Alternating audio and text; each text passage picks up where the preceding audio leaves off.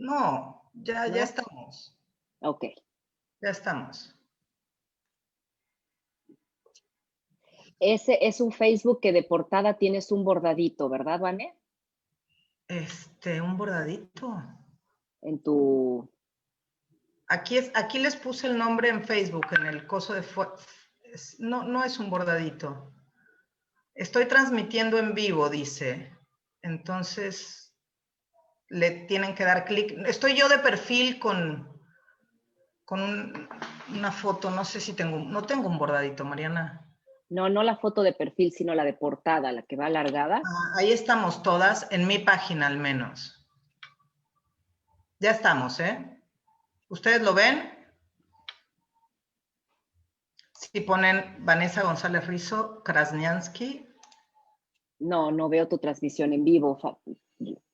No, Veo aún no lo veo.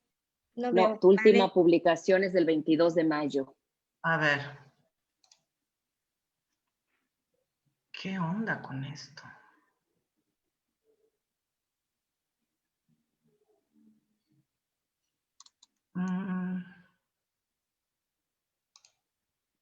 Yo sí lo veo. Quizás no cancelarla, pero sí decir que empezamos a la 1 para tener ¿Está en tu Face? 15 minutitos más de soporte. Ya está. Vanessa, ¿está en tu Face? Sí. En tu Face de Vanessa González Rizo Krasniansky. Ajá. Yo también lo veo. Ahí ya sale. Ya Sí. estamos. Lo voy a compartir, María. Vamos a compartir. Yo no lo veo, no lo puedo compartir desde gobernanza.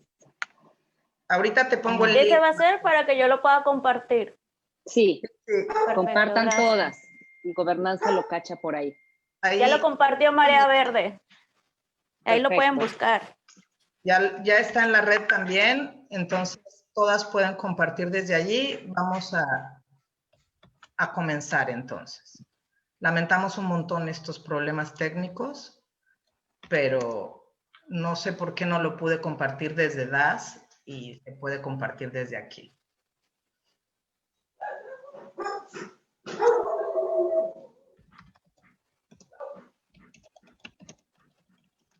Entonces, pues ¿Arrancamos? arrancamos, sí. ¿Ya?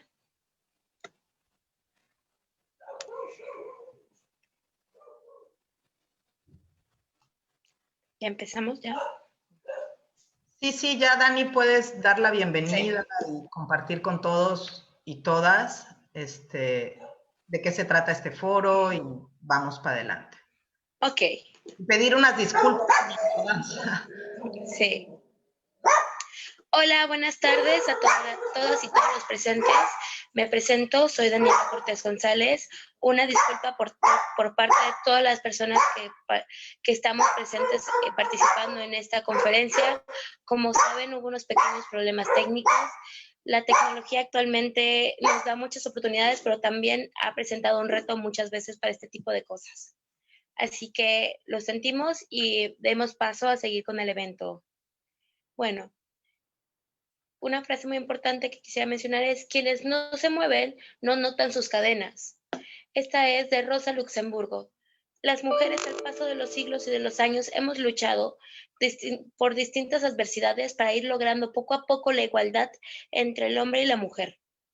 Desde los inicios de los tiempos, en la búsqueda de conseguir el derecho a tener voz y voto, la oportunidad de comprar nuestras propias casas y la oportunidad de decidir sobre qué queremos estudiar o cómo vivir. Ha sido importante durante todo el camino de las mujeres seguir la lucha. Y como individuos podemos luchar, pero como un grupo unido somos mucho más fuertes. Como Simone de Beauvoir mencionaba, el feminismo es una forma de vida de vivir individualmente y una lucha colectiva. Cada una desde su trinchera ha logrado encontrar su forma o los puntos que son de importancia para su propia comunidad. Esto es lo que pasa actualmente en el estado de Quintana Roo. Cada parte, tanto norte, centro y sur, la zona maya y todas las partes que componen este extenso estado, hay 28 colectivas que ha hecho su propia lucha. pero que han descubierto que unidas podemos más. Es así como ha nacido la Red Feminista Quintanarroense, la cual está enfocada por luchar para los derechos de la mujer y así conseguir avanzar más en esta lucha.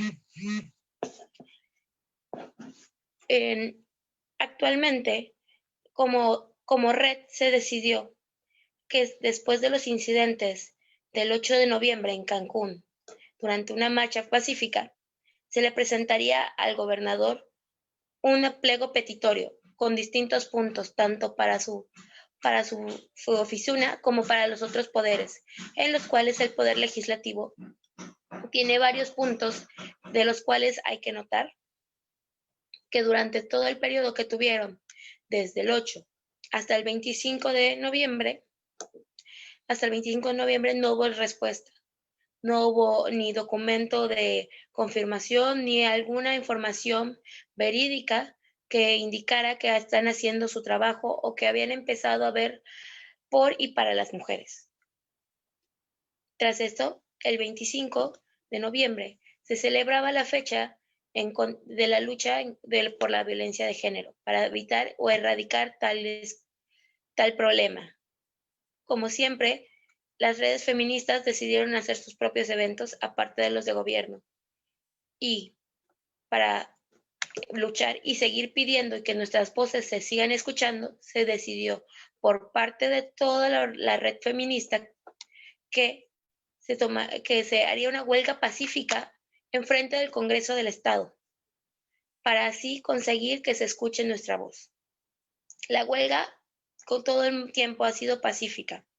Los primeros días, a pesar que las propias autoridades y los diputados habían dicho, tanto en los medios como ante derechos humanos y en todos lados, que se iban a respetar nuestros derechos y se nos iba a permitir el libre acceso a las instalaciones del Congreso para ir al baño, las cosas no eran tan fáciles, ya que todas las mujeres participantes en este evento habían sufrido de violencia por parte de los trabajadores y vigilantes del Congreso del Estado, incluyendo sátiras, incluyendo ofensas, también acoso, mucho, y también el último momento, durante las noches se nos ponía música elevada, música durante toda la noche a altos volúmenes, a pesar de que se les pidió en reiteradas ocasiones que la bajaran o que si por favor la podrían quitar.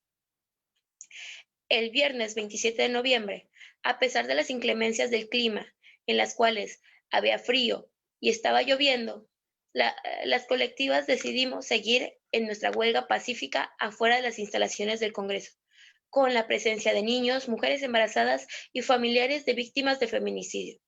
Pero todo esto cambió al comportamiento grosero y déspota que presentaban los propios guardias de seguridad del Congreso, que al dar las 7:50 de la noche empezaron a advertirle a una madre de una víctima de feminicidio que si no salía del baño del Congreso antes de las 8 de la noche, la iban a sacar, puesto que al ser viernes ellos se retiraban y nadie se iba a quedar en el Congreso. Se cerraban las puertas y que buscáramos dónde satisfacer nuestras necesidades fisiológicas básicas. Con un comportamiento, ya que antes mencionado, déspota y grosero, empezaron a acosar a todas las compañeras diciendo lo mismo, que buscáramos a dónde ir, que ellos se iban y no había forma de que alguien se quedara a prestarnos los servicios. Con comportamientos groseros y como incitando a la violencia. Por parte de los colectivos se empezó a buscar la respuesta de los diputados que habían prometido permitirnos el acceso libre. No hubo respuestas por ningún medio, tanto por llamadas, mensajes, ni los secretarios de los secretarios nos contestaban.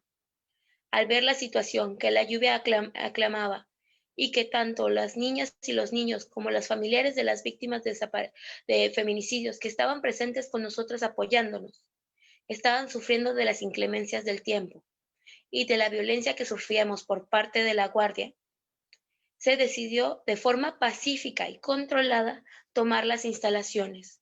No hubo violencia en ningún momento, ni se amenazó de causar daño a los morales tan preciados. Por lo cual, durante ese proceso se logró comunicar por los medios de comunicación al diputado Miranda, quien después de negociar permitió que se sacaran a los guardias de seguridad que no habían querido salir de las instalaciones y que habían vulnerado nuestra propia identidad tomando fotos y videos y compartiéndolos en las redes sociales. Así que durante este tiempo se ha seguido la toma pacífica del Congreso. Para seguir con esto y empezar que la gente conozca más los motivos por los cuales sigue esta lucha y la toma pacífica del Congreso, es que se decidió hacer este foro. El foro intentamos que todas las personas tengan conocimiento de qué es el aborto, qué es la interrupción legal del embarazo, cuál es el proceso, viéndolo desde los distintos ámbitos, tanto el legal como el religioso, y también lo que es la parte médica. Vamos a tener distintas cuatro intervenciones de 20 minutos cada una, en la cual cada una de mis compañeras, que en adelante voy a presentar, va a tener un pequeño coloquio con un especialista en el área, para así lograr que cada una de las personas interesadas puedan conocer un punto científico y veraz de las opiniones y compartir opiniones. Las personas que quieran participar pueden mandar sus propias preguntas y al final de los conversatorios va a haber un pequeño tiempo en el cual se puedan contestar las preguntas del público. Sin más que decir, pasemos a la primera área, que sería ¿qué dice la Iglesia Católica sobre el aborto? A cargo de mi compañera Grecia Mariel Gutiérrez Lara. Buen día a todas y todos. Nos da muchísimo gusto presentar diferentes puntos acerca de este importante tema para beneficio de los derechos de las mujeres. En este primer bloque vamos a conocer la posición y el pensamiento de la Iglesia Católica sobre el aborto. Y como invitada tenemos a Metzeri Ávila San Martín. Ella es integrante de Católicas por el Derecho a Decidir. Y para iniciar este primer bloque vamos a presentarles un pequeño video titulado Bendita Primavera.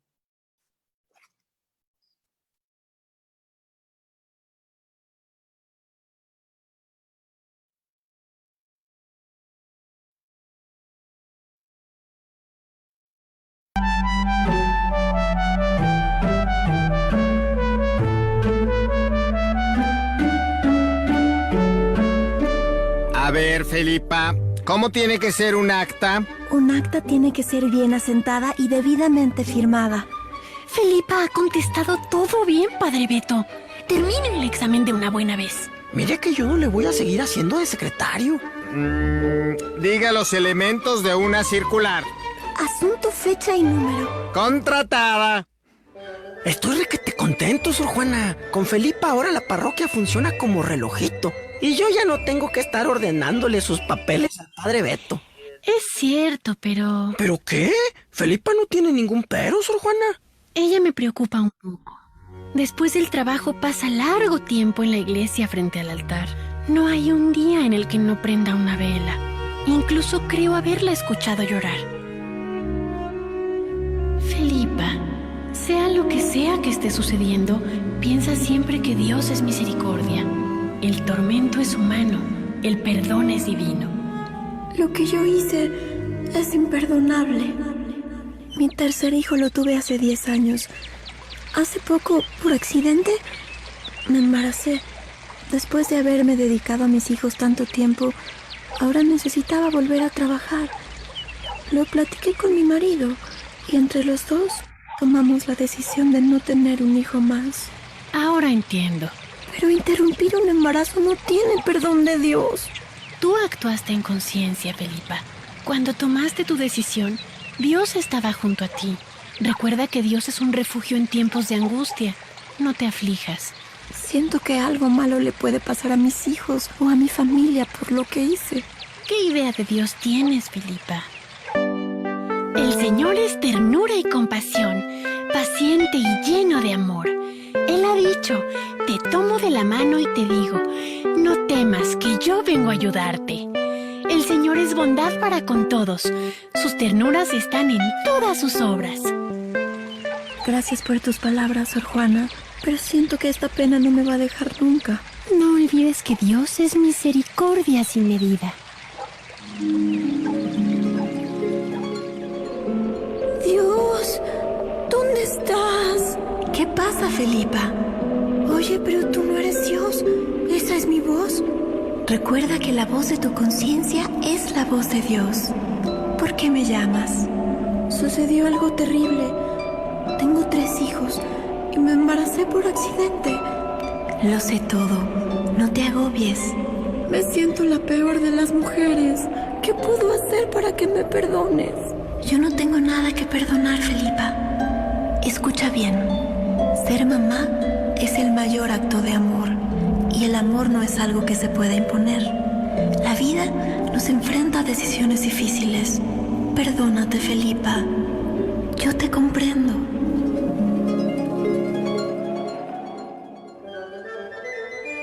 Oh, ¿por qué tanta flor? ¿Se adelantó la primavera? Sí, en mi corazón.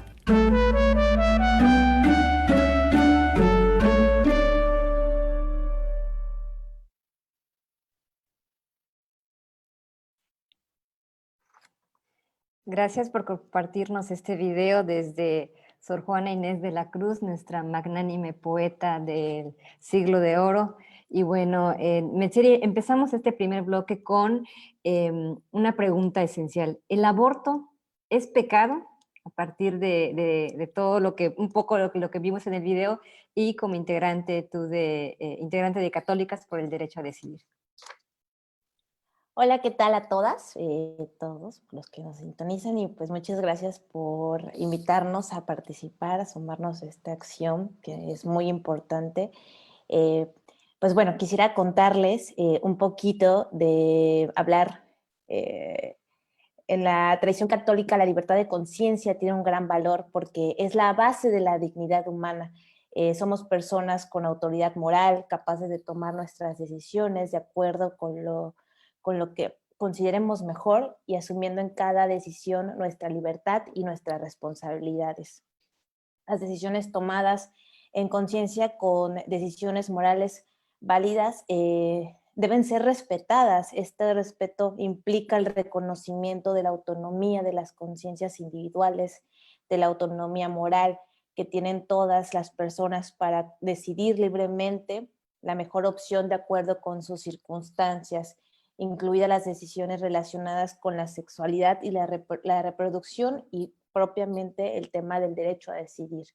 Escuchar nuestra conciencia no significa ignorar las normas justo de nuestra iglesia o ignorar las opiniones de otras personas. Siempre será muy válido tener en cuenta las normas, escuchar otras ideas, conocer otras experiencias, e informarnos ampliamente. Pues así tendremos presente distintos caminos. Ahora sí que nos formaremos una opinión, un criterio y podemos meditar desde el fondo, justamente ya nos lo decía Sor Juana, ¿no? De nuestro corazón, sobre lo que es bueno y razonable para nosotras. Debemos justo de tener en cuenta que la libertad de conciencia también es una forma amorosa de referirnos a nosotros, de mirar nuestras conciencias y esta interacción que debemos de tener justo hacia nuestro Dios, hasta nuestra diosa, esa voz que también es el reflejo de nosotras mismas, ¿no? Y al final del día es tomar en cuenta cómo nos miramos, qué necesitamos, en qué contexto estamos pasando, cuáles son nuestras necesidades y nuestros proyectos de vida. Y bueno, a partir de todo lo que nos dijiste, de esta libertad de conciencia individual y de esta decisión basada en la moralidad, pensando en todo este sistema religioso, ¿qué pasa en la cuestión de las personas que nos representan dentro de un congreso, por ejemplo. La segunda pregunta es, ¿las y los diputados pueden votar a favor de despenalizar el aborto aún siendo católicos? ¿Cómo se maneja esta cuestión desde la autonomía cuando tienen que decidir? No es un beneficio individual, sino colectivo y a favor del derecho de las mujeres. Fíjate que ese es un tema muy interesante.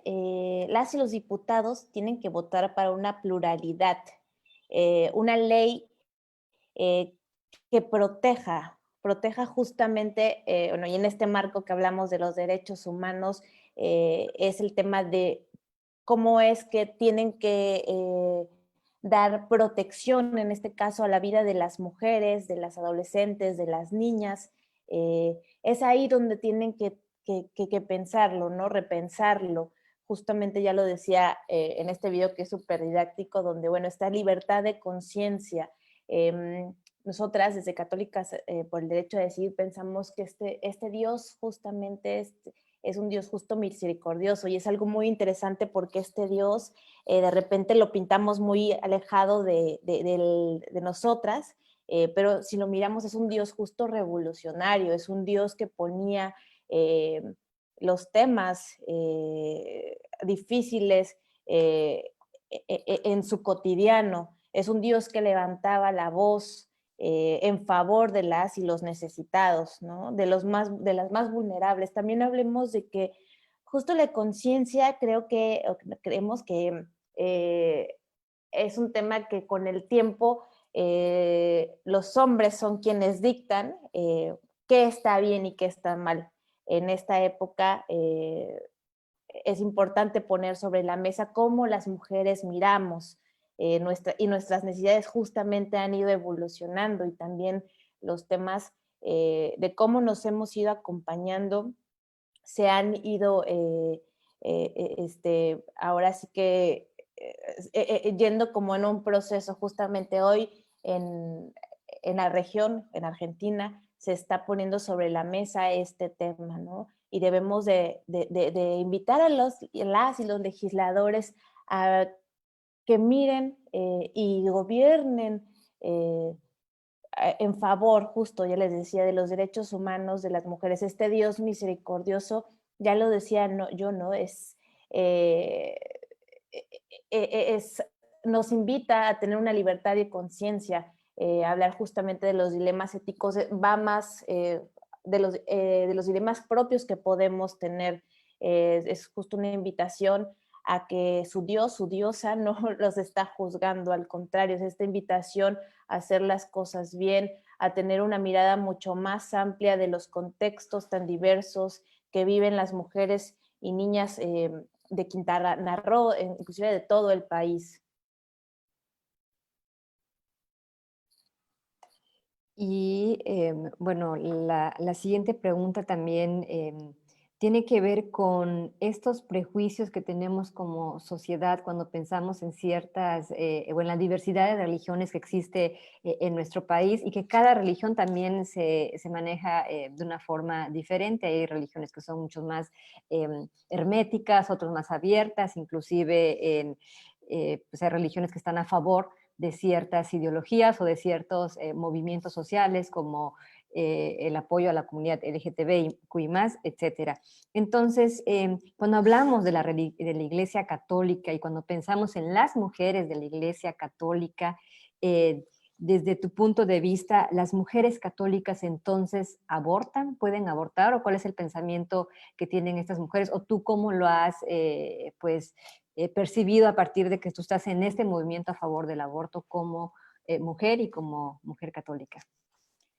Pues bueno, algo que me gusta mucho, hay un versículo justo de Génesis que dice que Dios nos creó a su imagen y semejanza, ¿no? Eso es justo muy interesante. ¿Por qué vamos a por qué mirar mal justo las decisiones de las mujeres? Tenemos la misma conciencia que los hombres, tenemos el mismo peso justo de decisión, ya sea socialmente, individualmente. Es importante hacer mención y no minimizar las decisiones de las mujeres, niñas y adolescentes. Todo, hasta ahora, tengo que decirlo, nosotras no hemos conocido una mujer que se embarace para abortar. Las mujeres que deciden interrumpir un embarazo lo hacen justamente después de muchas reflexiones, de poner en la balanza las situaciones que están viviendo. Recordemos que ahora sí que ninguna mujer quiere vivir un proceso de esta forma. Cuando una mujer decide interrumpir un embarazo es porque, ya lo decía hace un momentito, puso en la balanza diferentes cuestiones que está viviendo en la vida. También justo es un momento, es una decisión justamente amorosa, eso es importante decirlo, porque no es solamente pensar en ella, es pensar en lo que puede venir en el futuro. Recordemos que las mujeres también pasamos por momentos somos mujeres que en su momento somos proveedoras de familias, tenemos hijos, estamos estudiando, también hay un proyecto ahí justo de vida y es una forma también de asumir desde nuestra individualidad y desde justo nuestra libertad de conciencia, qué está bien y qué está mal. Esta es la forma tan amorosa en que Dios y esta diosa nos dice, a ver, reflexiónalo, piénsalo, si para nosotras está bien, para nosotras las mujeres esta decisión tiene esa conciencia, esa es la invitación a decir que las cosas van por buen camino. Algo que también es muy interesante es que justo cuando tenemos esta interacción con nosotras, va más allá, tenemos esta interacción con nuestros cuerpos, con nuestra mente, con nuestras decisiones, para despertar justamente y seguir y crecer, ¿no? Y poder justo acompañar de forma mucho más amorosa a otras mujeres en estos procesos, dar información y dar una contención, porque debemos de recordar que, por ejemplo, el tema de la Santísima Virgen María se vino ahí reforzando por ahí del siglo XIX con el Papa Pío, donde de repente se viene toda esta ola de progresismo y dice, bueno, las mujeres están levantándose, están cambiando su pensamiento, vamos a darle otra intención, ¿no? Y entonces hay que regresarlas al pensamiento de la maternidad. Las mujeres somos mujeres progresistas, las mujeres, si vamos un poco a la historia en los vestigios rupestres que se encuentran, las mujeres son las primeras que comenzamos a hablar de los temas de la iglesia, ¿no? De empezar a narrar los temas justos históricos, y es ahí donde también debemos de poner el dedo, hacer mención de que nosotras tenemos que seguir construyendo esta historia, que somos seres, como los hombres, incluso mucho más, de conciencia, ¿no? Y de tomar las decisiones individuales en acompañamientos colectivos. La decisión justo del derecho a decidir es una forma amorosa de mostrarnos hacia nosotros, inclusive tiene un impacto a nuestra comunidad. Muchísimas gracias a Metzeri Ávila San Martín. Ella es integrante de Católicas por el Derecho a Decidir. Así es como concluimos este primer bloque sobre el tema del aborto y el pensamiento y la posición que mantienen las mujeres de la Iglesia Católica. Pasamos al segundo bloque con mi compañera Daniela Cortés, que va a hacer la presentación. Muchas gracias.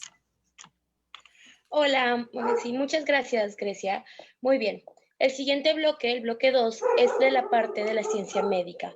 Vamos a saber qué dice la ciencia médica sobre el aborto, a cargo de nuestra compañera Claudia Martín.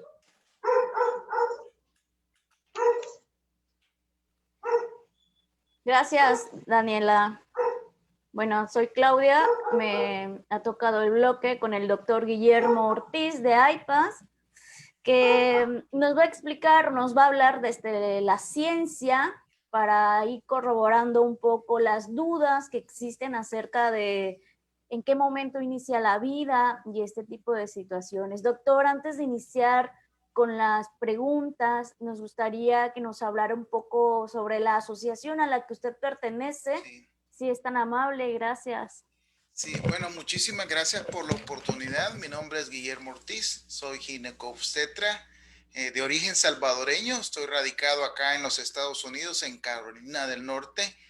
Trabajo para IPAS, que es una organización internacional sin fines de lucro dedicada a la salud de la mujer, a la salud reproductiva, con más de 40 años de existencia. Tenemos representación prácticamente en todas las regiones del mundo, pero principalmente en Asia, en África y en Latinoamérica. Una gran cantidad de oficinas y pues trabajamos con los ministerios de salud, principalmente en aquellos países que tienen una alta incidencia de morbilidad y mortalidad por aborto inseguro, para tratar de reducir las tasas de mortalidad por aborto inseguro.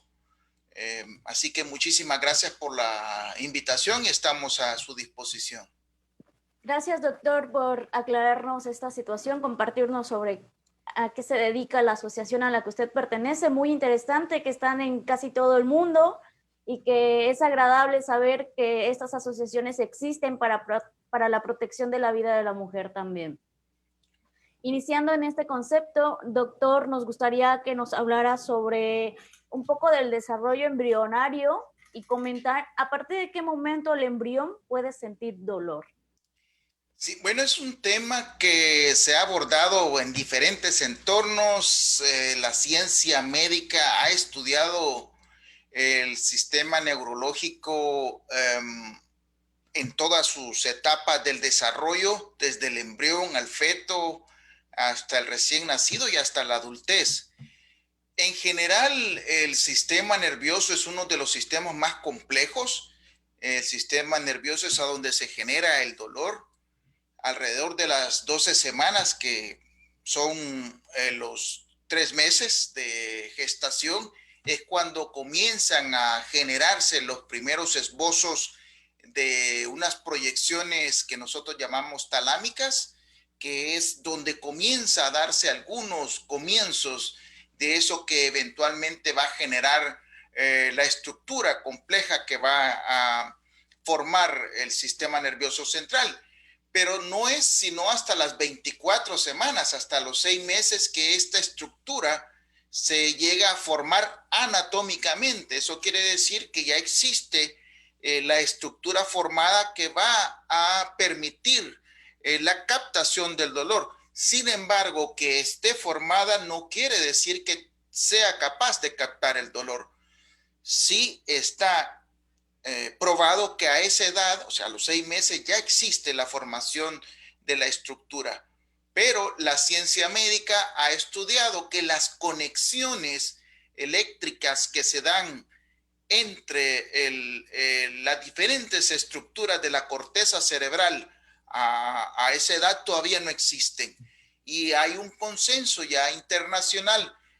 Quien lo ha estudiado más ampliamente es el colegio inglés o el Royal College, que es, digamos, todo el grupo de británicos que nos dicen que es prácticamente un feto humano no tiene la capacidad funcional de experimentar dolor hasta después de haber comenzado el 3er trimestre del embarazo. Eso quiere decir que es básicamente hasta cercano a los 9 meses y que es muy poco probable que pueda experimentar dolor hasta antes del parto. Esto viene a, digamos, desbaratar muchos mitos de que el embrión o el feto siente dolor, porque en algunos casos se ha visto y hay, digamos, imágenes en el ultrasonido que se ve y se toca. Lo que hay son reacciones reflejas del sistema nervioso ante la percepción del estímulo táctil. Y eso pues también puede ser visto en los adultos cuando en algunos casos se conoce que hay personas que tienen lo que llamamos muerte cerebral, en donde algunos pueden tener algún tipo de reacción refleja, mas no quiere decir que tengan una reacción de dolor. sino que es una reacción refleja que está mediada por la médula a nivel del sistema nervioso bajo, no cerebral. O sea, no hay dolor, sino más bien es un reflejo que básicamente es diferente al dolor. Es bastante complejo, pero para resumir, básicamente el sistema que capta el dolor está formado a los 6 meses, pero la capacidad de que ese sistema capte el dolor no se da hasta cercano a los 9 meses.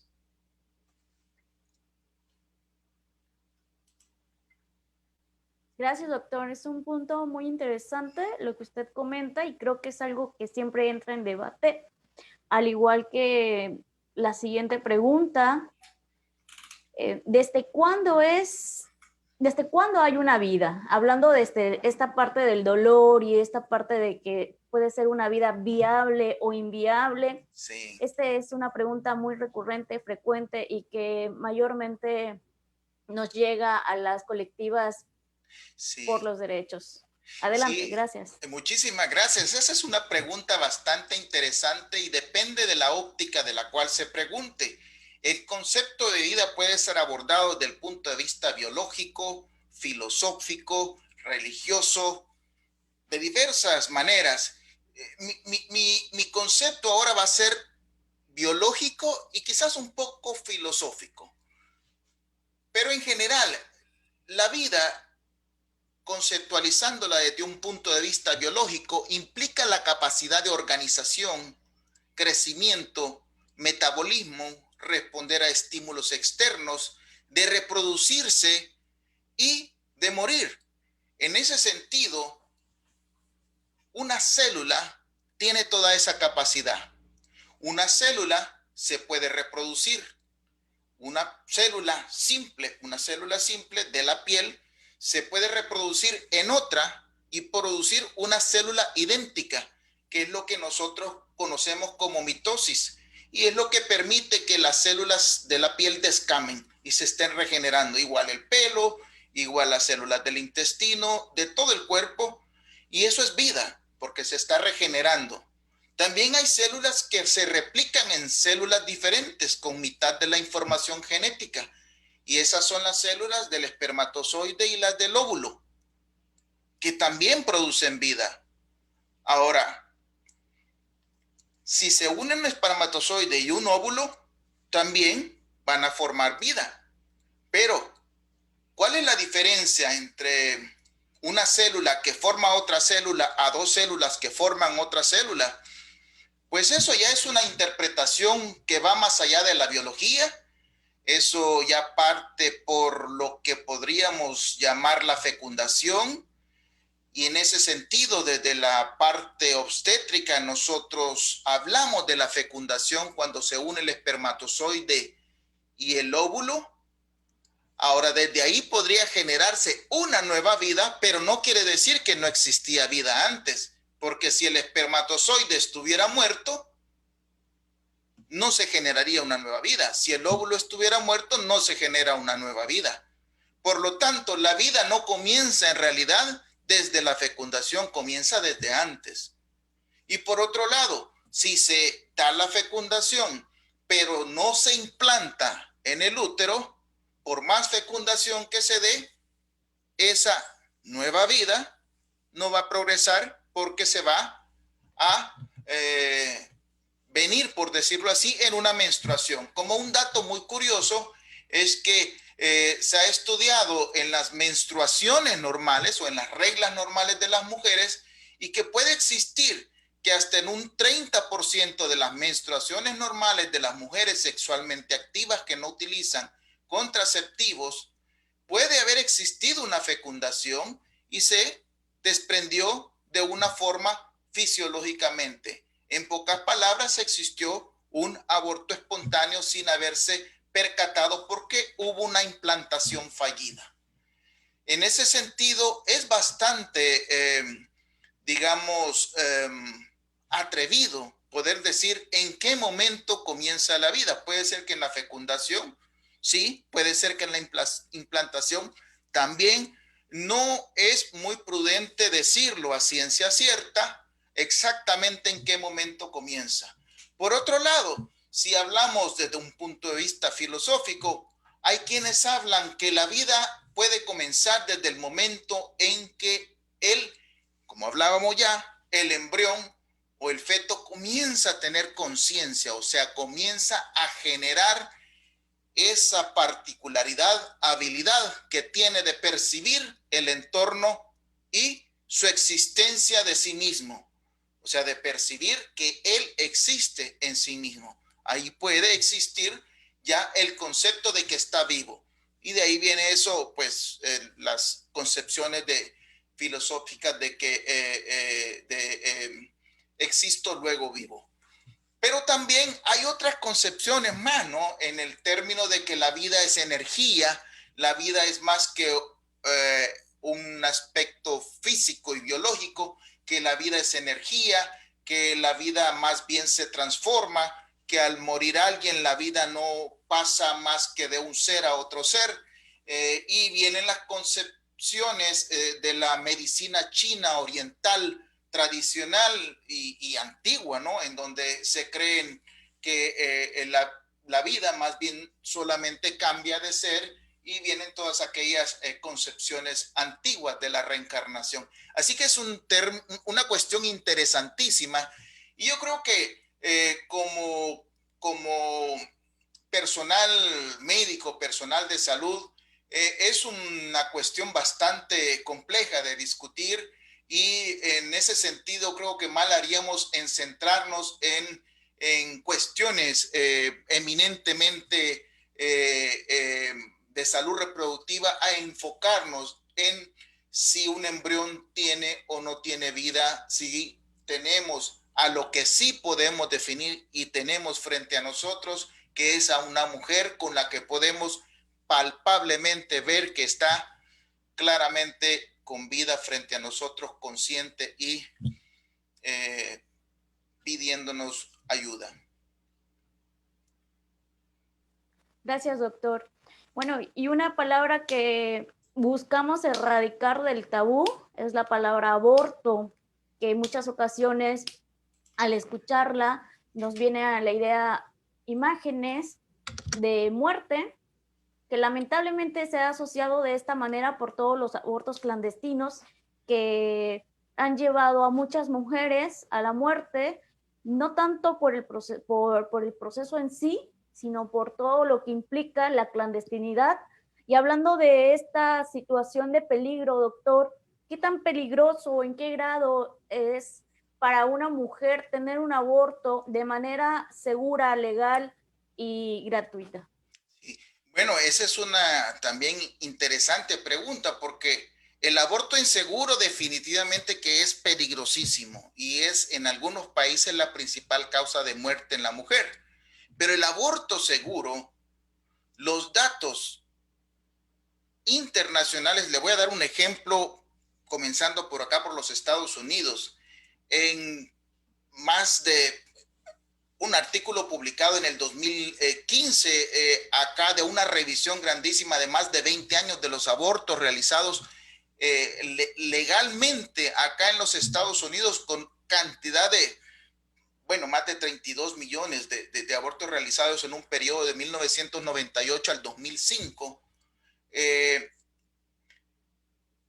Se calcula que existieron 0.6 muertes por 100,000 embarazos. 0.6 muertes por 100,000 embarazos en abortos legales, que en general representó 64 muertes en 100,000 embarazos. Se podría oír alto, pero cuando lo comparamos con partos, nacimientos de término, o sea, nacimientos de 9 meses, la cantidad es de 10.4. O sea, quiere decir que murieron 3.352 mujeres. O sea, si comparamos en el mismo periodo, por un aborto legal, murieron en ese periodo 64. Y por un parto normal, 3.352. ¿Qué quiere decir eso? Que tener un aborto legal acá en los Estados Unidos es más seguro que tener un parto normal. Ese es un dato interesante. Acá también, poniendo otro dato en México, en la Ciudad de México, con ya casi 200,000 interrupciones legales en la Ciudad de México, desde lo que va pues el programa de ILE. Al momento no hay ni una sola muerte materna. No ha muerto ninguna mujer. Eso quiere decir que la seguridad utilizando métodos de vaciamiento uterino modernos y seguros, como lo son mifepristona, misoprostol y el aspirador manual endouterino o el aspirador eléctrico, dan una seguridad muy cercana a 0 de muertes. Acá en los Estados Unidos, en esta cantidad de años que son, bueno, casi 20 años, y en México pues ya más de 10 años, casi cercano al 0 o 0. Que menos de 0.1. Son datos extremadamente bajos que lo hacen muy seguro. Así que también es un mito porque esto lo comparan mucho con los abortos inseguros. Por supuesto que un aborto inseguro, por eso se llama inseguro, ¿no? Porque se han realizado con técnicas inapropiadas, con legras, y eso es lo que se quiere cambiar, por supuesto, llevar a un aborto inseguro a técnicas seguras.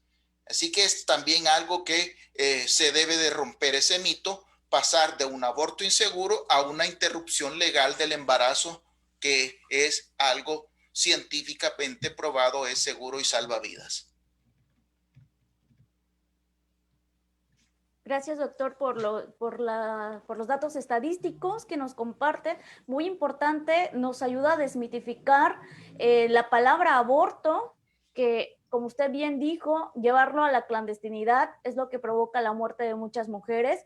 Lo que se busca con la despenalización del aborto es poder brindarle a la mujer que así lo decida la seguridad médica con los tratos humanos que como mujer, como ser humano, merecemos por el simple hecho de ser ciudadanos, esta dignidad de la que tanto hemos hablado y obviamente la sanidad que podemos encontrar en hospitales regularizados y que nos puedan brindar este tipo de procedimientos. Muchas gracias. Continuamos.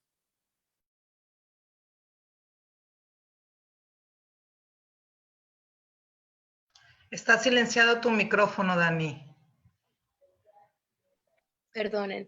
Gracias, Claudia. Ahora, para continuar, le vamos a dar el paso a nuestra compañera Shina Marley Ukanje, que nos va a ayudar en la parte del marco legal. En nuestro tercer bloque, que es ¿qué dice el derecho sobre el aborto? Hola, muy buenas tardes a todas y todos quienes nos acompañan en este espacio de conversatorio. Pues me da mucha emoción y mucha alegría tener con nosotras a Karen Luna. Ella es coordinadora de investigación del Grupo de Información en Reproducción Elegida. Y pues después de escuchar las distintas perspectivas de las cuales aborda el tema del aborto desde la perspectiva de la religión médica, pues un tema muy importante pues es qué dice el derecho respecto al aborto. Y bueno, pues bienvenida, Karen. La primera pregunta es, ¿cuáles son los efectos de que el aborto sea considerado un delito? Bueno, esto que estamos contextualizando, que estaba contextualizando nuestra compañera Daniela de la toma del Congreso en nuestro estado y de esta lucha de la despenalización del aborto, pues creo que es muy, muy, muy importante escuchar, pues, desde la voz del derecho. Adelante. Hola, buenas tardes a todas, a todos y a todes. Muchas gracias por la invitación. Bueno, ¿cuáles son los efectos o las consecuencias desde el derecho que tienen que ver con que el aborto esté considerado como delito? Bueno, a ver, si una mujer aborta, ¿qué pasa, no? Y aquí la respuesta es que depende, porque hay circunstancias bajo las cuales es completamente legal abortar. Y pues para conocer cuáles son estas circunstancias, básicamente tenemos que ir a mirar qué dice la legislación penal de cada entidad federativa. Entonces, bueno, por supuesto que hay varias consecuencias que puede enfrentar una mujer que van más allá de lo legal, pero en el terreno estrictamente jurídico, pues, por ejemplo, en el Código de Quintana Roo, tenemos que hay 4 causales que están permitidas, que es la de violación sexual, que es también, por ejemplo, cuando hay un aborto que es imprudencial, también cuando la mujer corre peligro de muerte y cuando hay alteraciones graves en el producto. Fuera de estos supuestos, una mujer que aborte, pues sí puede enfrentar consecuencias legales en caso de ser denunciada. En el caso de Quintana Roo, por ejemplo, el Código Penal establece como sanción la prisión, que va desde los 6 meses hasta los 2 años de prisión. Y también aquí hay que hablar del personal médico, ¿no? Que además de estos 6 meses a 2 años de prisión, también al personal médico se le puede sancionar con 2 a 5 años que se le suspende en el ejercicio de su profesión. Y aquí, por ejemplo, también me interesa un poco abundar en qué pasa con el personal médico, porque nosotras hemos observado mucho que de repente el personal de querer como también colaborar y hacer el procedimiento médico de aborto, pero a veces no se sabe cuál es el margen legal hasta el cual deben de actuar y cuándo no, ¿no? Y aquí, por ejemplo, es importante decir que, bueno, fuera de estos supuestos que ya les acabo de decir, que son estas 4 circunstancias bajo las cuales es legal el aborto, pues también el personal médico puede enfrentar consecuencias legales en caso de negarse a realizar un procedimiento de aborto que sí está considerado en las causales.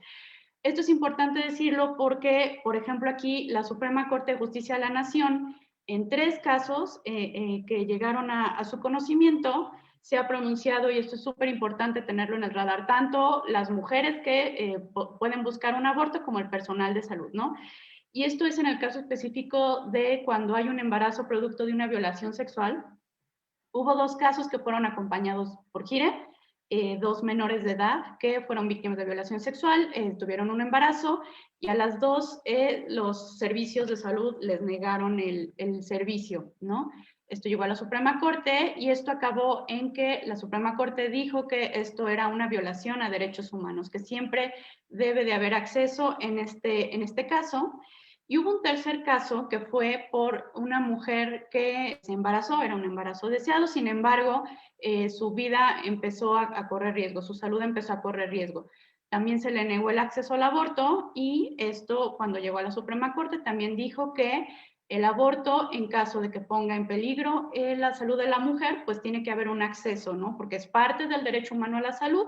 Y como tal, pues eso se encuentra de alguna manera contemplado, protegido por la Ley General de Salud, a pesar de que en el Código Penal de X entidad federativa no lo prevea, esto se tiene que realizar. Entonces, un poco esto hay que tenerlo en mente. Ahora, ¿quiénes denuncian, no? ¿Quiénes son las que generalmente denuncian? Bueno, del trabajo de investigación que hemos hecho en GIRE desde hace varios años, hemos encontrado a partir de la revisión de sentencias a mujeres por el delito de aborto, que generalmente es personal de salud, personal de trabajo social y en ocasiones también vecinos o personas cercanas quienes con mayor frecuencia denuncian. Ahora, ¿cómo está en Quintana Roo esta situación? Bueno, en los últimos 10 años, nosotras, mediante solicitudes de acceso a la información, conocimos que ha habido 23 denuncias y que hay 23 personas que han estado recluidas por el delito de aborto. Ahora, es importante también mencionar, como decía al principio, que las consecuencias de que el aborto esté incluido en la legislación penal van más allá de la posibilidad de ir a prisión. No nada más miremos como la criminalización del aborto en esta imagen de una mujer tras las rejas, no necesariamente es así, ¿no? Lo que se establece como un delito, pues siempre manda como un mensaje hacia la sociedad acerca de cuáles son las conductas pues más deleznables, más condenables, más aberrantes. Entonces, el que un proceso tan común y que se ha practicado siempre como el aborto esté considerado como delito, pues sí contribuye también a seguir generando este rechazo y este estigma por parte de varios sectores de la población. Este rechazo es tan grande que en muchas ocasiones mujeres que pues no sabían, por ejemplo, que estaban embarazadas o que tuvieron un aborto espontáneo o que inclusive tienen un parto fortuito, pues llegan a los servicios de salud a buscar atención en una situación de emergencia y en ocasiones pues hemos visto que no se les atiende porque ya de entrada las tratan como sospechosas, se les condiciona la atención a que acepten haberse tomado algo o haberse hecho algo, ¿no? Reciben violencia verbal. En ocasiones sí se les atiende, pero por ejemplo hay casos en los que no se les suministra anestesia y esto es a propósito, como una especie de castigo por parte del personal que las está atendiendo.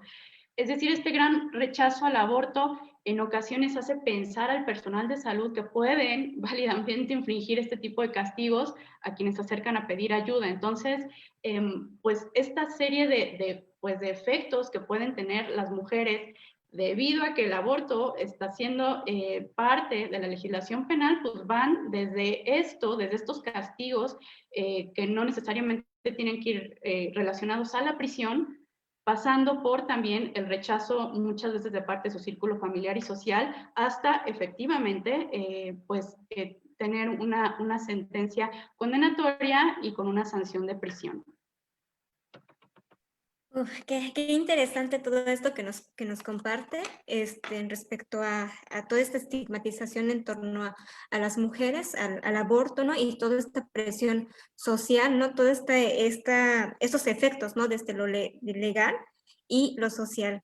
Una pregunta que a mí igual me ha llamado mucha la atención es, ¿por qué en la Ciudad de México y en Oaxaca está despenalizado el aborto y no en el resto del país? O sea, vemos que existen muchas movilizaciones, muchas iniciativas que se han presentado en diferentes estados, pero que ahí siguen que todavía no se llega al pleno, no se dictaminan o simplemente pues se ignoran totalmente. Entonces, pues esta pregunta, ¿por qué en la Ciudad de México y en Oaxaca está?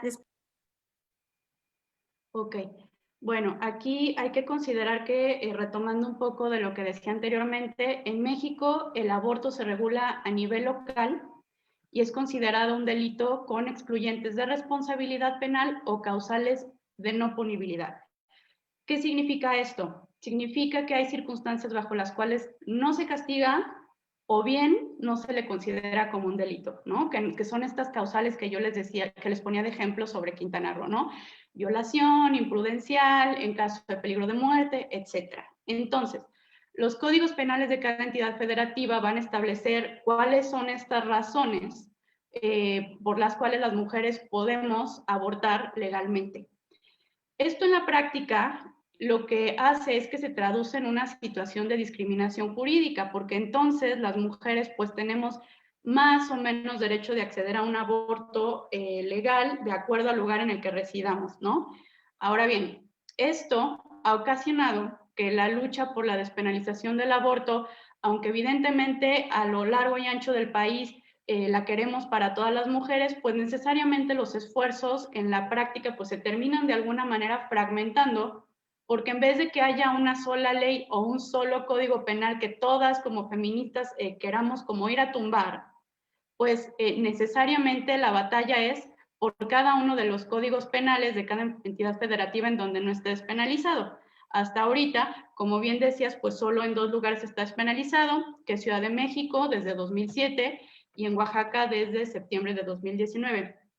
Aunque este clamor por la despenalización pues nos une a todas las feministas y grupos de mujeres, pues los procesos de incidencia que se tienen que dar para lograr lo que pasó en Ciudad de México y hace un año en Oaxaca, pues son locales, ¿no? En gran medida, en la medida en la que el aborto pues es un delito que se regula a nivel local.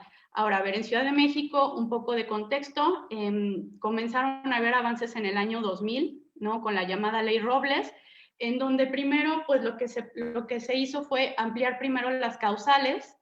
En ese momento la regulación en Ciudad de México era también muy restringida, nada más se permitía por violación sexual o no se castigaba cuando el aborto era imprudencial. Y pasó también a considerarse el peligro de muerte, malformaciones graves en el producto e inseminación artificial no consentida. Y 7 años después, pues ya se integró esta posibilidad de que no fuera un delito el aborto cuando este fuera hecho en las primeras 12 semanas de gestación. Esto se logró tras haber colocado el aborto como un tema en el debate público, pues por todo lo alto, ¿no? Se hablaba en todos lados del aborto, y esto fue un tema muy sonado.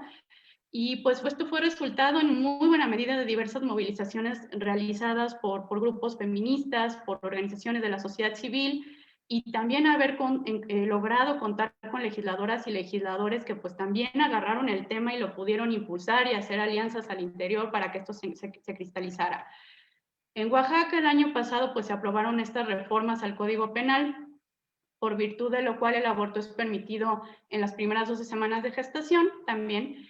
Y esto también fue posible por el efecto que tuvieron las movilizaciones feministas y también al engarce que se logró con la presencia de legisladores aliadas, ¿no? En este caso con la diputada Hilda Pérez Luis, que fue quien de manera magistral pues lideró los procesos necesarios al interior del Congreso de Oaxaca para lograr esta reforma. Entonces, en suma, pues depende mucho, de alguna manera, de toda esta efervescencia que los movimientos sociales, en este caso el movimiento feminista, los grupos feministas a nivel local, logren hacer, ¿no? Y poner el punto en el debate, pero pues también lograr las alianzas necesarias en el Congreso para que esto pues llegue a buen puerto. Bueno, pues qué interesante esto que nos compartes, Karen, y sobre todo esto, ¿no? El diálogo entre los legisladores y las organizaciones de sociedad civil y todo este movimiento social, o sea que es todo un engranaje, todo un proceso, ¿no? Pues ahora sí que para terminar, la última pregunta, porque también ya nos está corriendo el tiempo, ¿qué dicen los tratados internacionales sobre el aborto en México? O puede ser que el hecho de que se despenalice el aborto parezca que la mujer se vaya a hacer, o sea, que todas las mujeres se vayan a practicar el aborto, porque pareciera que es así, ¿no? De que si se penaliza el aborto, pues todo el mundo va a querer, todas las mujeres van a querer practicar el aborto. Entonces, ¿qué dicen esos tratados internacionales respecto al aborto en México? Adelante. Ok. Creo que aquí sería bueno comenzar como citando un poco por qué es importante hablar de los tratados internacionales de derechos humanos, ¿no? Y esto es importante que lo tengamos en el radar porque en virtud del artículo 1 constitucional, a partir del año 2011, todas las normas de derechos humanos contenidas en tratados internacionales de los que el Estado mexicano sea parte, tienen rango constitucional, ¿no? Entonces, evidentemente, las normas de derechos humanos que estén en los tratados internacionales de derechos humanos son obligatorias, por decirlo en términos como muy sencillos. Ahora, hay varios sistemas de protección de derechos humanos. Está el universal, ¿no? De la ONU, está el sistema interamericano de derechos humanos, ¿no? De la OEA, está el europeo, está el africano, ¿no? Pero bueno, a nosotros los que nos interesan y afectan de manera directa es el universal y el interamericano. Cada sistema tiene sus distintos órganos que también tienen sus distintos alcances, distintas competencias, procedimientos, y en cada sistema vamos a encontrar distintos tratados internacionales sobre temas, ¿no? O sea, desaparición forzada, tortura, discriminación en contra de la mujer, derechos económicos, sociales y culturales, etcétera. Ahora, con respecto al aborto, que es el tema que nos interesa, bueno, aquí el Sistema Universal de Derechos Humanos, o de la ONU, es el que encontramos como mucho más desarrollo al respecto. Y aquí, por ejemplo, el tratado que más nos interesa se llama Pacto Internacional de Derechos Económicos, Sociales y Culturales, ¿no? De ahora en adelante PIDESC, para no echarme el nombrezote, ¿no? Y este PIDESC, pues tiene un organismo que se llama Comité DESC, que básicamente se encarga como de ir desarrollando cada derecho contenido en este PIDESC, va desarrollando qué significa. Porque si uno va al tratado, pues no va a encontrar gran cosa, ¿no? O sea, si vamos al tratado, no vamos a entender bien cómo a qué se refiere cuando hablamos, por ejemplo, del derecho a la salud, ¿no? Y cómo afecta al aborto. Entonces tenemos que ir a ver qué ha dicho el Comité DESC respecto a lo que está allí adentro del tratado y lo que entendemos por derecho a la salud. Y aquí, por ejemplo, este famoso Comité DESC ha desarrollado el contenido y el significado del derecho a la salud sexual y reproductiva, que dice básicamente que es un conjunto de libertades y derechos. Entre las libertades tenemos el derecho de adoptar decisiones y hacer elecciones libres y responsables, sin violencia, sin coacción ni discriminación con respecto a los asuntos relativos a nuestro propio cuerpo y a nuestra salud sexual y reproductiva. Y entre los derechos, pues está el acceso sin trabas a toda esta serie de establecimientos, bienes, servicios e información relativos a la salud sexual que nos asegure a todas las personas pues el disfrute de este derecho, ¿no? Entonces, allí obviamente es un primer momento para engarzar el aborto, ¿no? El aborto como servicio pues es parte del derecho a la salud sexual y reproductiva. Ahora, también en el afán de no ponerme como tan técnica, pero es importante también desglosar que el derecho a la salud y el derecho a la salud sexual y reproductiva pues tiene como varios componentes, ¿no? Varios como requisitos que si falta uno no podemos decir que estamos ejerciendo el derecho a la salud, ¿no?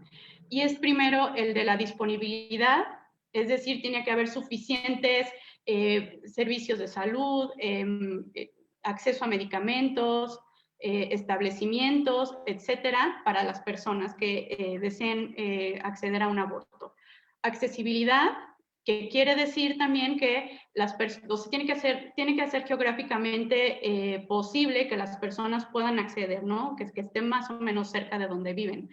Aceptabilidad, que quiere decir que tienen que tener un cierto rango de estándares de evidencia científica para aplicarlo, ¿no? O sea, hace rato el doctor Guillermo hablaba, por ejemplo, de cómo todavía a veces se aplican los legrados y esto está súper desaconsejado ya, es muy anticuado, ¿no? Entonces tienen que ser aceptables y esto va de la mano también con el cuarto componente que es calidad, ¿no? O sea, no podemos decir que podemos ejercer nuestro derecho a la salud sexual y reproductiva si estamos hablando de un aborto que no se aplica, por ejemplo, con estos estándares de calidad, ¿no? Entonces, esos cuatro son componentes desde el Derecho Internacional de los Derechos Humanos cuando hablamos del derecho a la salud sexual y reproductiva.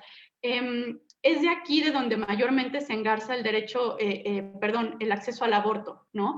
Pero cuando hablamos de aborto, también tenemos que tomar en cuenta, por ejemplo, que se ha desarrollado mucho desde el derecho a la igualdad y a la no discriminación en la medida en la que son procesos que solo las mujeres vivimos. Y si no se tiene en cuenta este acceso a estos servicios que nosotras necesitamos, pues está siendo discriminatorio, ¿no? También a la autonomía reproductiva, es decir, a la libertad de decidir si me quiero o no reproducir y cuándo y cómo hacerlo, y a la vida privada, ¿no? El poder tomar yo mis propias decisiones. Ahora, también en el ámbito interamericano, aquí hay una sentencia sumamente interesante del año 2012, que dictó la Corte Interamericana de Derechos Humanos y se llama, la sentencia es del caso Artavia Murillo contra Costa Rica. ¿Por qué nos interesa esta sentencia? Porque, bueno, evidentemente la Corte Interamericana de Derechos Humanos pues es la intérprete última de este otro tratado que es la Convención Americana de Derechos Humanos, ¿no? Es también como la que desarrolla a través de, por ejemplo, las sentencias y la jurisprudencia qué debemos entender por los distintos derechos humanos, ¿no? Y aquí, por ejemplo, al respecto, la Corte Interamericana estableció que el feto no es persona, ¿no? Entonces, es persona hasta que nace, entonces, anteriormente no se le puede dar jurídicamente como esta calificación de que es una persona. Otra es que la protección de la vida prenatal es gradual e incremental, ¿no? O sea, no es lo mismo un embarazo de 4 semanas, de 12 semanas, de 18, de 9 meses, ¿no? O sea, es lo mismo. O sea, reconoce que pues hay una protección a la vida prenatal, ¿no? Y por eso nos preocupa también la muerte materna y la violencia obstétrica y demás, pero no puedes equiparar el bienestar y la salud de una mujer con un feto que no es persona, que sí, claro, merece un servicio de salud, pero que pues es gradual e incremental, no los puedes equiparar. Y pues por esto también dice la Corte que solo a través del ejercicio de los derechos de las mujeres puede darse la protección de la vida prenatal. Es decir, si nos interesa mucho este tema, pues también preocupémonos por los temas de violencia obstétrica y de muerte materna, y no nada más por esta cuestión de proteger a toda costa el feto por encima de quien está embarazada, ¿no? Entonces, se hace como esta situación como se engarza. Ahora, que se despenalice el aborto provocará que más mujeres aborten, pues creo que se despenalice o no, siempre ha habido mujeres que aborten. El aborto es un acontecimiento sumamente común en la vida reproductiva de muchas mujeres por una variedad de razones que van desde un aborto espontáneo, de un embarazo que pudo haber sido deseado, un aborto porque hay ocasiones en que el hombre, por ejemplo, se negó a usar preservativo o le impide a su pareja usar anticonceptivos, violación sexual, por razones de salud, razones económicas, porque en ese momento la maternidad no estaba en los planes de la persona, etcétera, ¿no? Entonces, los abortos van a seguir existiendo, independientemente de su estatus legal. Lo que sí va a pasar, si el aborto se despenaliza, es que las mujeres van a tener la posibilidad de abortar en condiciones seguras, tanto física como emocionalmente. No necesariamente en una clínica hospital, porque hay que decir que también puede accederse a un aborto siendo asistida por algún acompañante del aborto en la privacidad del hogar, ¿no? Hay muchas redes de acompañantes creciendo en México en este momento que están preparadas para eso, pero a eso voy, ¿no? O sea, puede haber esta variedad de situaciones en las que la mujer puede hacerse un aborto seguro como ella decida hacerlo. Si el aborto se despenaliza, entonces, aparte de que México, y en este caso el Congreso de Quintana Roo, estaría cumpliendo de manera ejemplar sus obligaciones en materia de derechos humanos derivados de los tratados internacionales, pues las mujeres tendríamos esta opción, ¿no? Y creo que la experiencia de la Ciudad de México a más de 13 años de haber despenalizado es súper útil como referencia. Subió en Ciudad de México la cantidad de mujeres que abortaron, desde luego, a ver, o sea, se despenalizó, y sí se vio un salto enorme del primer año al segundo, ¿no? Evidentemente. Pero a lo largo de los años, hay que decirlo, que se ha mantenido bastante estable, ya son 13 años, no es como que haya sido un crecimiento que va cada año. Ahora, también hay que decir que hay una cantidad importante de mujeres que acuden de otras entidades. Entonces, pues, es eso, ¿no? Las personas también que van y acuden a un aborto, pues también vienen de entidades federativas. Entonces, no va a pasar que las mujeres acudan en masa a abortar y esto no vaya a parar nunca, ¿no? Ok, pues muchas gracias, Karen. Creo que esto del tema y todo lo que tiene que ver con el derecho y el tema del aborto pues es súper importante y es un tema súper amplio que pues bueno, nos gustaría seguir hablando al respecto, pero nos queda poquito tiempo y nada, agradecerte muchísimo por toda esta información que has compartido con nosotras. Gracias, Shina, por terminar el tercer bloque. Ahora, por último, pero no menos importante, la compañera Maritza del Carmen para hablar sobre nuestro cuarto y último parte, la cual es ¿por qué se criminaliza a las mujeres al momento de realizarse un aborto?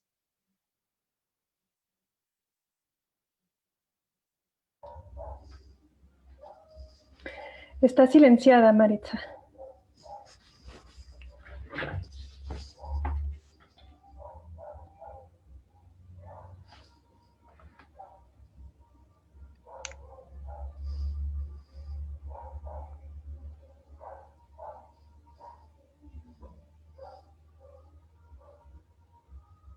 ¿No te escuchamos? No sé si solo yo no la escucho o... No se escucha, Maritza. No se está escuchando. Creo que necesitamos que entres de otra manera al audio de tu computadora o de tu dispositivo.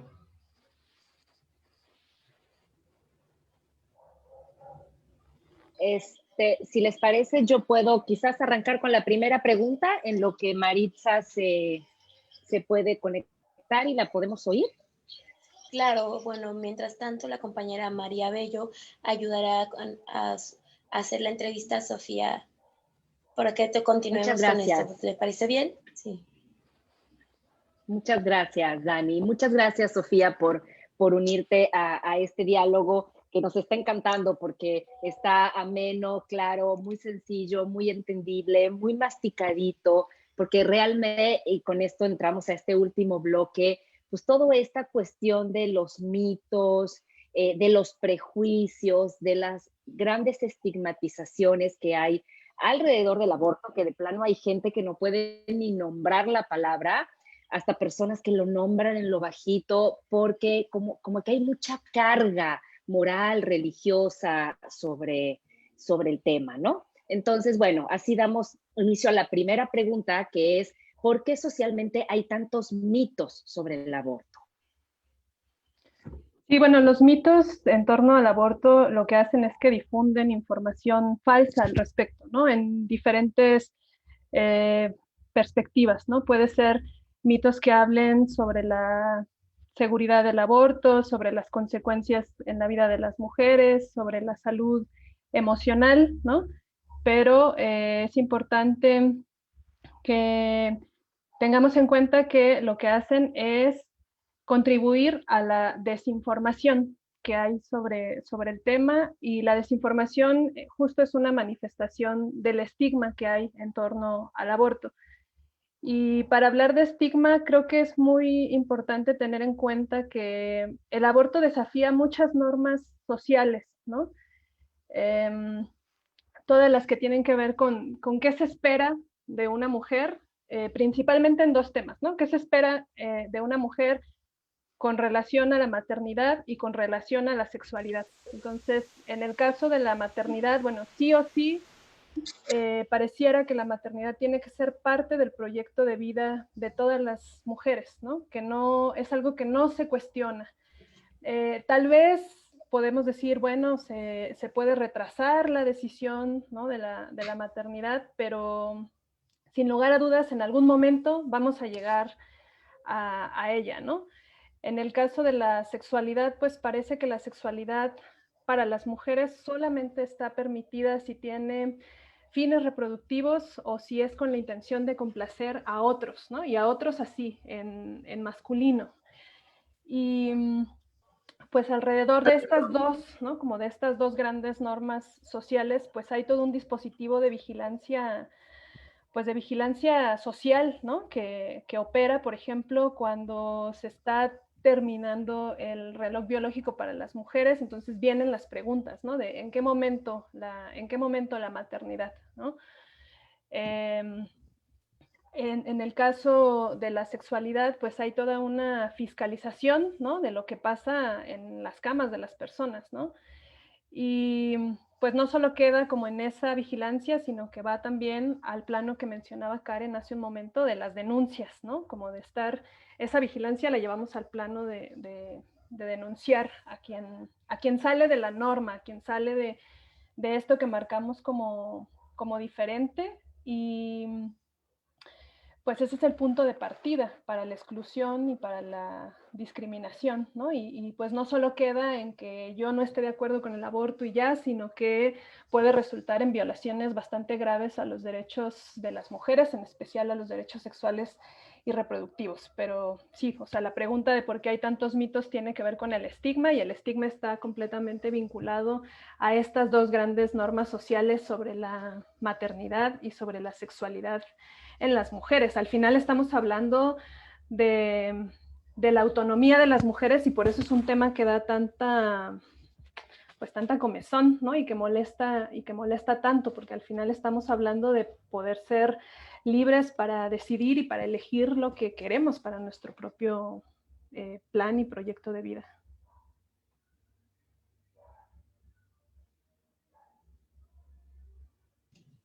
Maritza, ¿estás por allí para que te demos la palabra ahora a ti?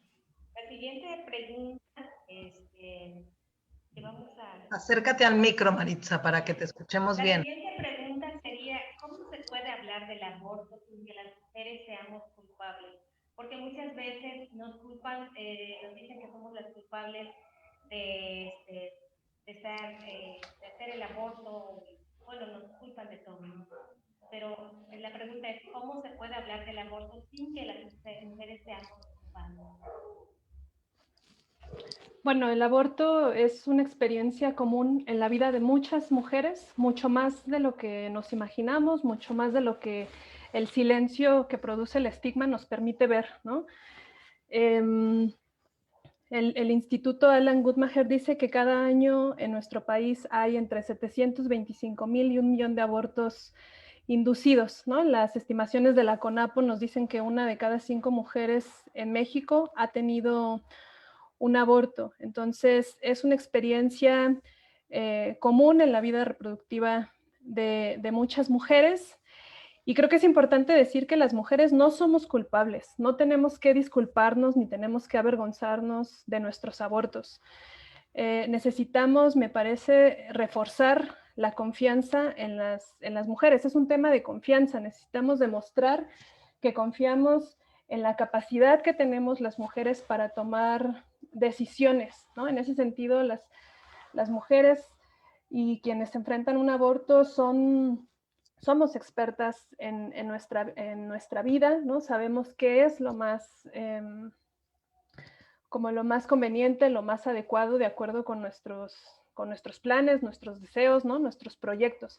Hay infinidad de razones para un aborto y todas esas razones son válidas, ¿no? Igual las mencionaba Karen, ¿no? Desde situaciones económicas, proyectos laborales, personales, profesionales, el enfrentar una pandemia, ¿no? Este contexto ahora nos puso enfrente esa situación, o sea, un embarazo que en algún momento pudo ser deseado en este contexto de pandemia, de tanta incertidumbre y de tanta crisis, no solo sanitaria, sino también social y económica, pudo convertirse en un factor para tomar la decisión de abortar.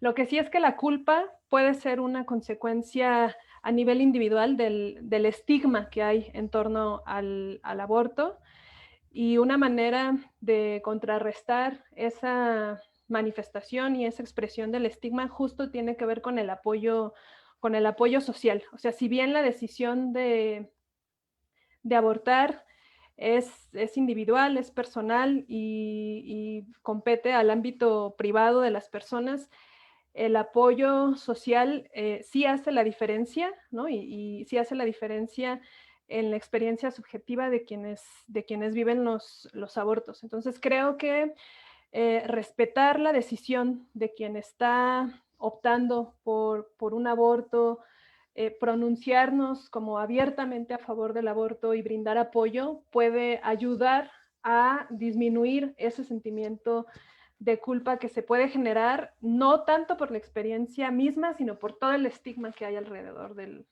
tema. Okay. La tercera pregunta es, ¿qué estrategias podemos crear para que las personas tengan nuevas perspectivas del aborto? Creo que una muy importante tiene que ver con romper la lejanía respecto al tema. O sea, justo el estigma hace que miremos el aborto como algo excepcional, como algo que casi no ocurre, que si ocurre, ocurre en mujeres muy lejanas a nosotras, de otras realidades, con otras condiciones, y no es así. Quienes abortan podemos ser nosotras mismas, ¿no?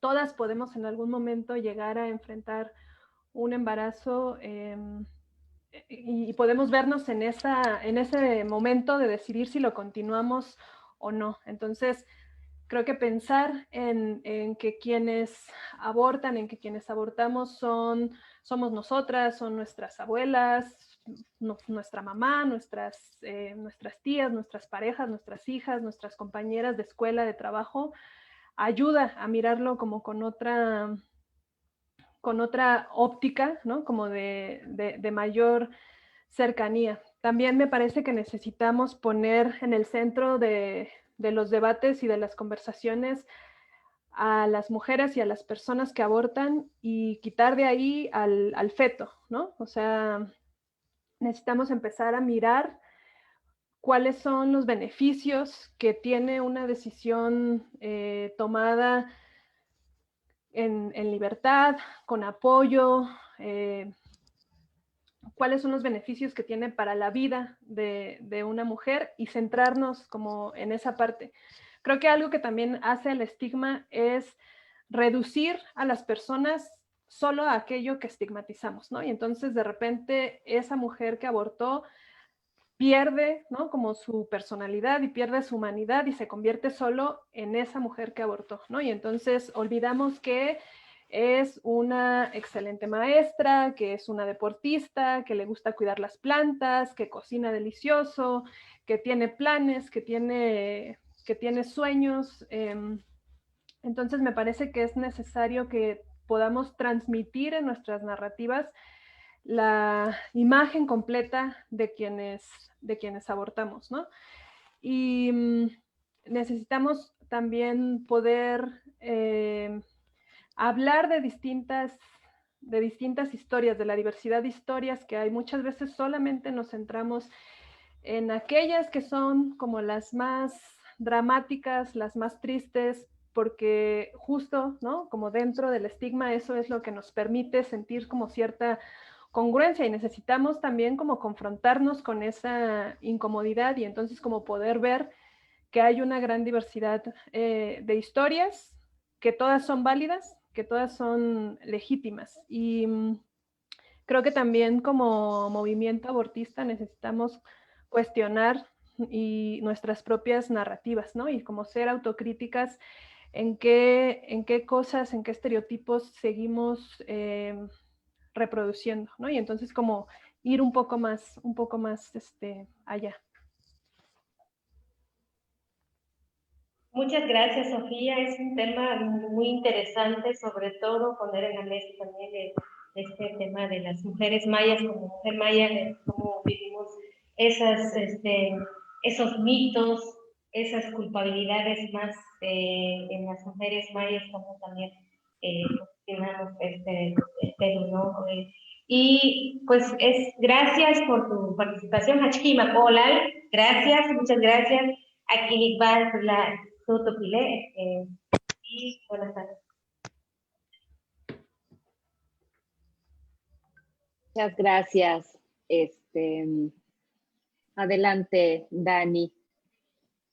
Durante esta hora, a pesar de las inconveniencias de la tecnología, hemos logrado un gran avance en la información de 4 especialistas en las distintas áreas, tanto en el área médica como en el área legal, y aunado a la religión y también a mujeres capacitadas y que han aprendido sobre esto para ayudar a todas a defender su derecho a decidir. Creo que para todas y todos los que hemos escuchado esta hora y media de transmisión ha sido un gran fundamento para tener habilidades necesarias para debatir y saber exactamente cuáles son los derechos que cada mujer tiene sobre su propio cuerpo y su derecho a decidir. Les doy las gracias a todos los participantes y me despido a nombre de la Red Feminista de Quintana Roo. Quedamos a sus órdenes para siguientes eventos. Gracias. Muchas Adiós. Gracias a los compañeros, al doctor que se tuvo que retirar.